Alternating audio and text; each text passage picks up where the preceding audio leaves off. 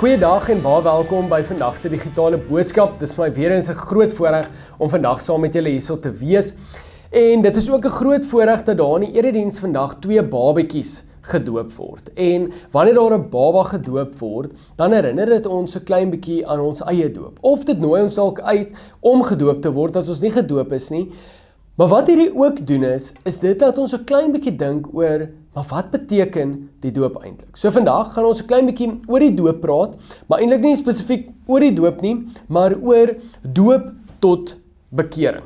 Iets in daai lyn. Ons tema vandag is God roep en ek gaan begin uit Sagaria 9 vers 9 tot 12 en dan gaan ons so werk na Matteus 11 vers 28 tot 30 toe. Maar voordat ons verder aangaan, kom ons bid eers saam.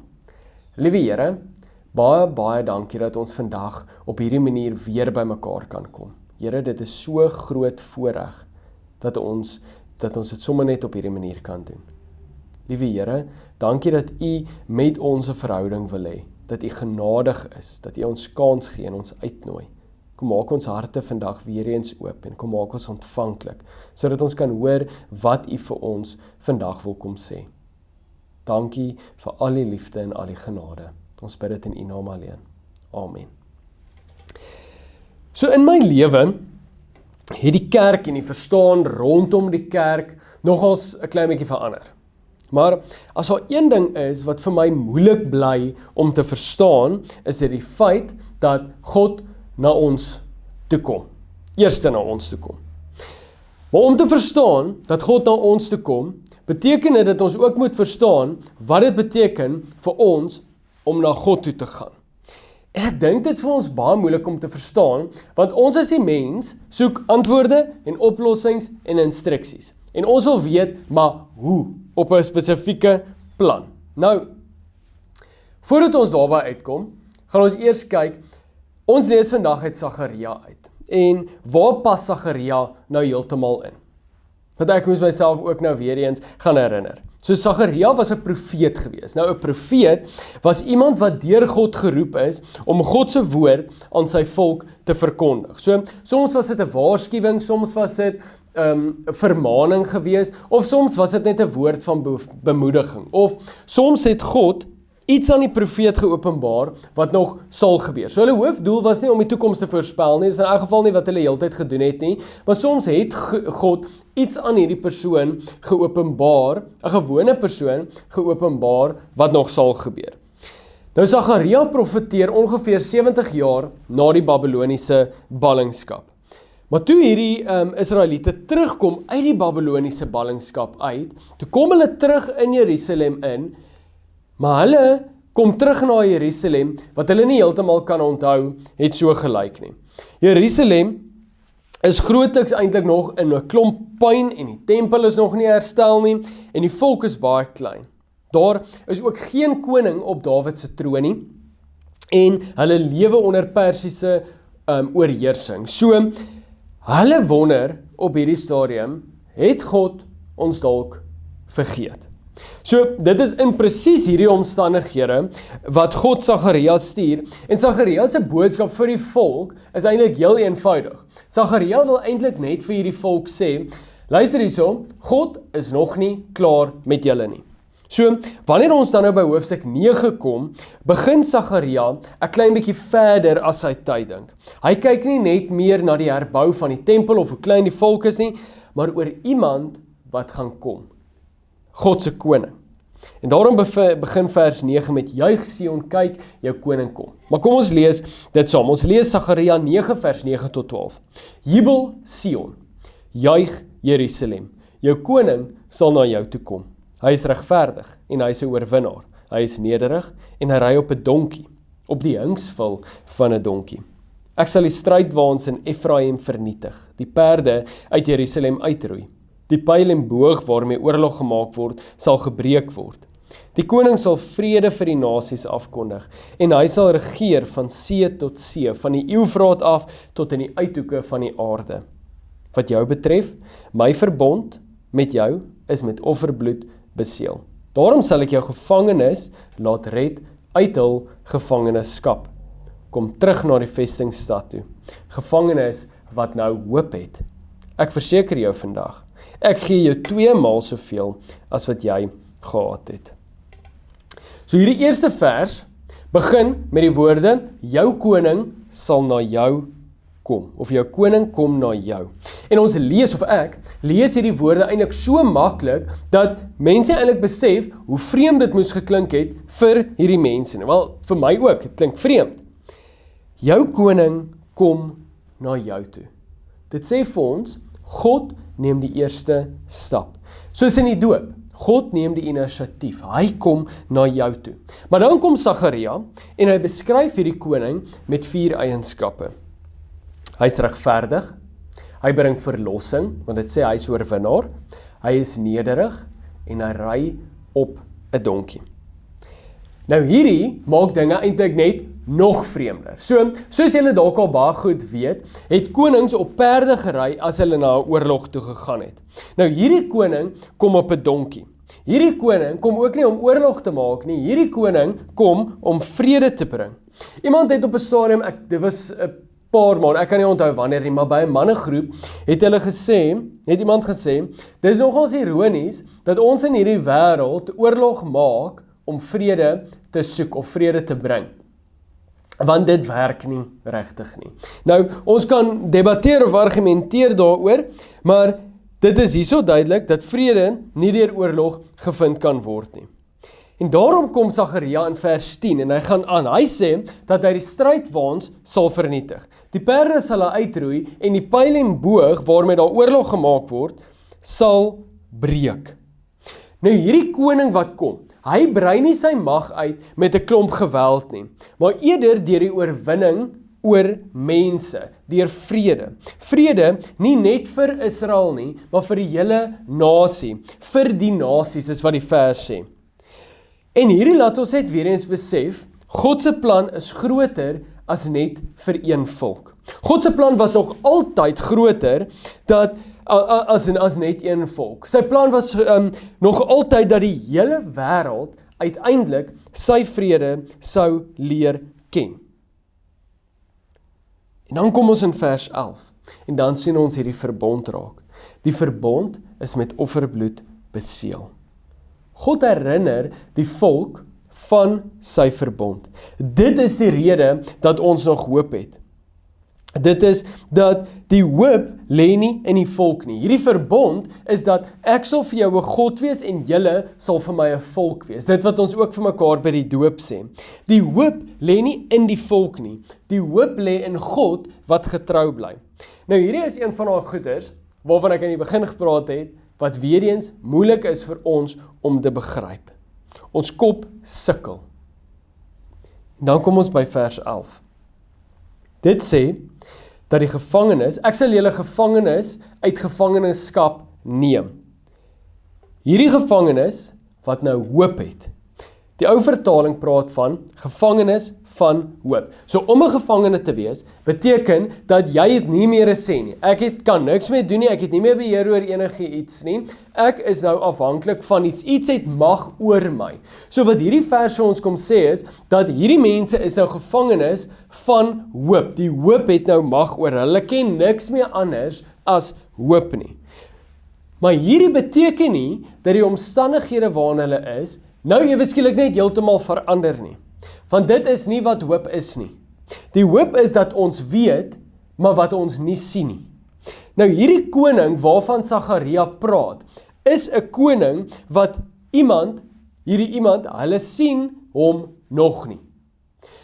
Inteendeel, hulle hoor hierdie woorde vir die volgende 500 jaar hoor hulle hierdie woorde. Geslag na geslag hoor hulle en lees hulle hierdie profesie. Jou koning kom na jou.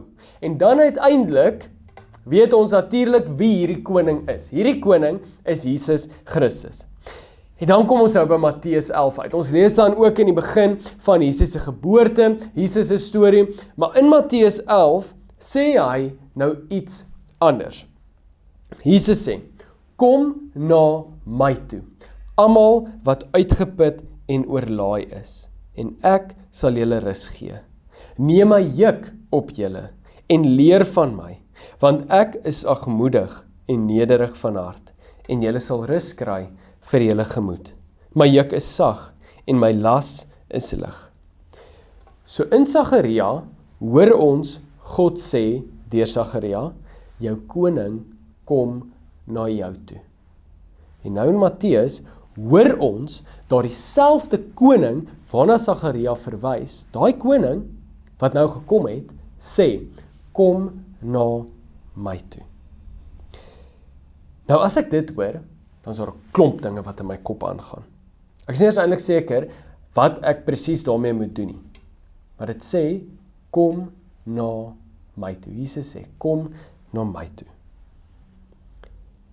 Nou wie nooi Jesus hier uit? Almal wat moeg is, wat uitgeput en oorlaai is. Nou lees ek hierdie. Wie nooi Jesus uit? Almal wat uitgeput en oorlaai is. Ek is nie altyd uitgeput en oorlaai nie. Maar ek dink nie dis presies wie Jesus nooi nie. Jesus nooi ons uit wat anders is, wat anders dink, wat worsteling het, wat wonder, wat voor kruispaaie staan. Hy nooi nie net 'n sekere groep mense uit nie. Hy nooi almal uit, die nasies, nie net een volk nie, hy nooi die nasies uit, almal wat moeg, uitgeput en oorlaai is. God nooi dalk mense uit wat in hulle lewe klein bietjie die hoop vergeet het. Dis amper soos om na die dokter toe te gaan. Ons word nie eers gesond en dan gaan ons na God toe nie.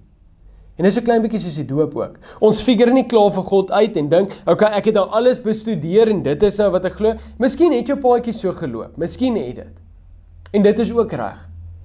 Maar as ons wil verstaan hoe God na ons toe kom en ons na hom toe, moet ons verstaan dat God die eerste stap neem.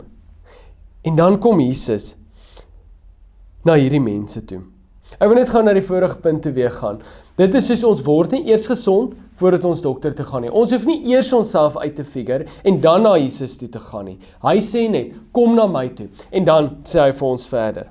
En ek sal vir julle rus gee.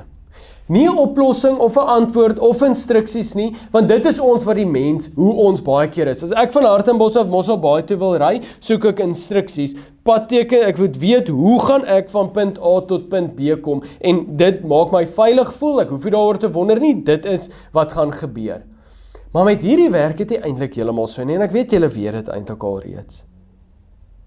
Jesus sê, ek sal vir julle rus gee.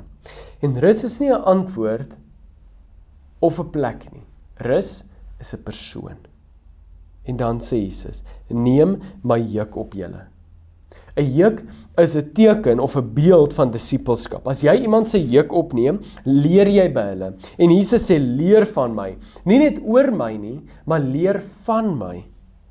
En dit is die doop. God kom eerste. Hy sluit die verbond, hy maak die belofte. En dit is dan die begin. En die kinders wat vandag in hierdie erediens gedoop gaan word, hulle sal self eendag die uitnodiging hoor van Jesus. Kom na my toe. En ons ook. Miskien het ons dit al gehoor, miskien nie. Miskien is dit jou eerste keer wat jy dit so hoor. Kom na my toe. Of miskien het jy dit al gehoor, maar het jy dit dalk vergeet. Jesus sê 3 goed hierso. Hy sê, kom, neem, leer. Kom na my toe beteken daag op, vir God, vir jouself. Neem my juk op julle, dan sê jy vir jouself, ek stap nie alleen nie, nie saam met belangrike boeke of interessante goeders nie, en nie saam met ChatGPT nie, ek stap saam met Jesus. Ek is op reis saam met Jesus. Ek vra vir Jesus, Jesus, maak my oë oop vir die goeders wat rondom my is. Sê vir my waar U my wil gebruik. Ek leer by hom. Hy wys my waarheen ek moet gaan. En dan die laaste een, leer van my. Ek spandeer tyd saam met hom. Ek bid, ek lees my Bybel. Ek leer hoe hy mense liefhet. En hoe is dit? Nederig en sagmoedig. Sagaria het gesê, die koning wat na julle toe sal kom, hy is nederig en hy sal op 'n donkie ry. En nou kom daai selfde koning, soveel jaar later, sê Jesus, ek is nederig, ek is sagmoedig en nederig van hart. En dit is die doop. Dit is die hoop. van verbond tot verlossing, van kom na jou toe tot kom na my toe. En wat hierdie vir ons eintlik sê is kom, daag op, stap saam met my, leer van my, rus by my. Want die koning wat een en elkeen van ons eerste geroep het, wag vandag vir ons en hy sê vir ons, kom na my toe. Jesus sê vir ons, kom na my toe. Kom ons bid saam. Liewe Here, baie dankie vir hierdie boodskap. Here, dat maak nie saak hoe ons paadjie geloop het nie, waar ons begin het, waar ons nou is, waar ons heen gaan. Here, U nooi ons om na U toe te kom. U sê vir ons moet U juk op ons neem. Ons moet van U leer. Ons moet net opdaag. Here, kom help ons daarmee. Here, help ons om te kom kyk in hierdie dorp van Mosselbaai, Here, waar U ons wil gebruik. Here, kom wys vir ons waarheen U op pad is met hierdie gemeente. Dit is U gemeente. Ons is U dienaars, U diensknegte. Here, kom wys vir ons waarheen ons moet gaan, hoe ons 'n lig in hierdie dorp kan wees.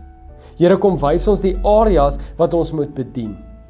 Kom wys vir ons waarheen ons moet gaan. Here, dankie dat U vir ons hierdie verantwoordelikheid kom gee het om U evangelie uit te dra in hierdie wêreld in. Here, sodat wanneer ons by hierdie kerk kom, dat ons nie net 'n boodskap ontvang nie, Here, maar dat ons onsself toerus om uit te gaan, Here. Kom wys vir ons waarheen ons moet gaan. En dankie dat U ons altyd uitnooi om na U toe te kom. En Here, dankie dat U eerste die inisiatief geneem het. U wil 'n verhouding hê met ons en ons dankie daarvoor. Ons is so dankbaar vir daardie genade, vir al die liefde. Ons is lief vir U ook. Ons bid dit in die groot en heilige naam. Amen. Mag die genade van die Here Jesus Christus, die liefde van God ons Vader en die gemeenskap van die Heilige Gees by een en elkeen van julle wees. Amen.